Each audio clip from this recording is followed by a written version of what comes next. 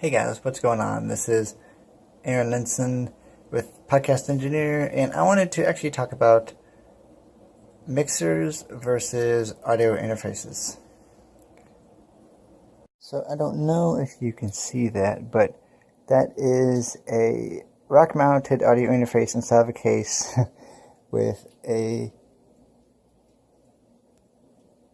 compressor and a Foreman power conditioner.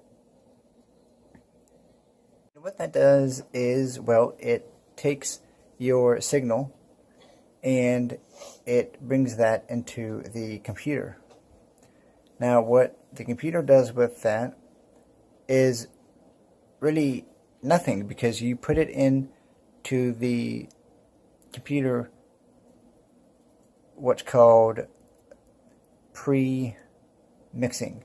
What I like to call it. So with pre-mixing, what you do is you adjust everything beforehand.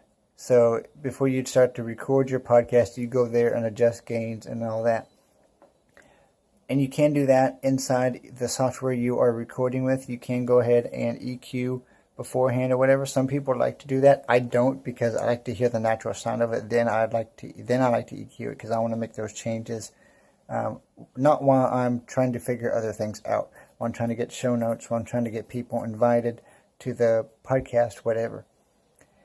Now, if you have a mixer, there's a little bit different story, because, and I used to have a mixer when I first started. I had a little 2-channel little mixer. It was a Behringer mixer. And the problem, not the problem, but with that is, that's called post mixing, is you can actually hear yourself and you can make changes based on what you're doing, based on what you're hearing. So you can do that in real time. And some of the mixers, you can actually have effects, so you can do the effects in real time, which is neat if you want to go ahead and do that. But here's some of the downsides to that. One, they're huge. Two, it's not like that my Focusrite interface, where it can sit in a case and sit in a rack and just be forgotten about. Have stuff plugged into it, be totally fine. And it has more of a musical application as well. But also, too, the mixer, you're probably only going to get 2 channels, regardless of what interface or what mixer you buy. That was my experience when I was looking at different mixers. I'd bought one before I'd bought the Focusrite interface, and found out that no matter how many ports that you use on it, you're only able to get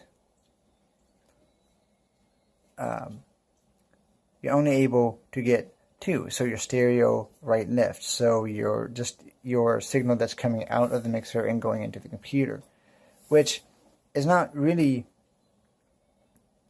what you want, because if you're doing podcasts with 4 or 5 people and they're in the room with you, then you need more channels. So there's really no wrong way to go. You can either go the mixer side, or you can go the interface. And you can get 2-channel interfaces if it's only you. And you could invest in a mixer as well if it's only you.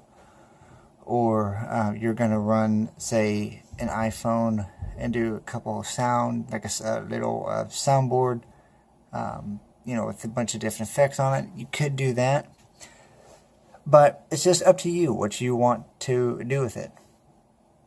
I prefer having a interface because I want multiple channels, and for what I do with my music, I need multiple channels to hook in, basses, guitars, and all that stuff, and having everything just go out a right and left channel for stereos won't cut it for me. But what you do with your podcast and how you want to go about it is totally fine, and that works. So please give this video a comment, or give this video a subscribe to this video, comment, and I'll see you guys in the next one. If you guys want to know more, you can look on my website, linsonproductions.com, where I have blog posts. You can also listen to a couple podcasts that I do. So I'm doing Man-Made. You can do that. That will be linked down in the description. And you can also follow me on Twitter at Blind Podcaster, BLINDPODCASTER, and get ready for a lot of retweets and my thoughts on audio and all that stuff. So I will see you guys in the next one. Bye-bye.